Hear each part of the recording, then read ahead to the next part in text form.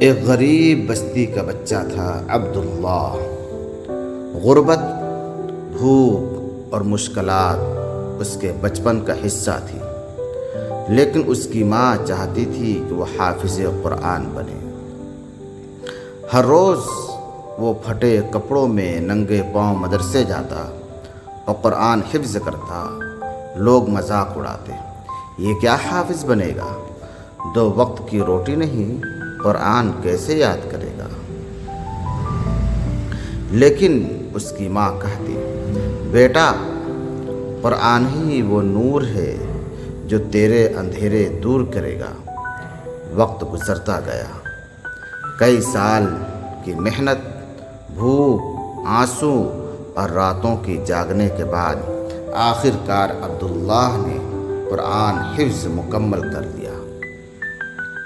ایک رات وہ اپنے مدرسے سے گھر جا رہا تھا کہ اچانک کچھ چوروں نے اسے گھیر لیا۔ پیسے نکال، ایک نے چاقو نکالا۔ عبداللہ نے کہا، میرے پاس کچھ نہیں، بس قرآن ہے میرے سینے میں۔ چور ہنسنے لگے، قرآن تیرے کس کام آئے گا؟ عبداللہ نے نہ گھبرا کر پڑھنا شروع کیا، وَجَعَلْنَا مِن بَيْنِ أَيْدِيهِمْ سَدًّا وَمِنْ خَلْفِهِمْ سَدًّا فَأَغْشَيْنَاهُمْ فَهُمْ لَا يُبْصِرُونَ۔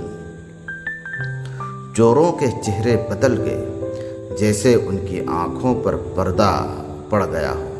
وہ ایک دوسرے کو دیکھنے لگے اور بغیر کچھ کہے اندھیرے میں غائب ہو گئے۔ عبداللہ واپس گھر پہنچا اور ماں سے لپٹ کر روتے ہوئے کہا، ماں قرآن نے مجھے بچا لیا۔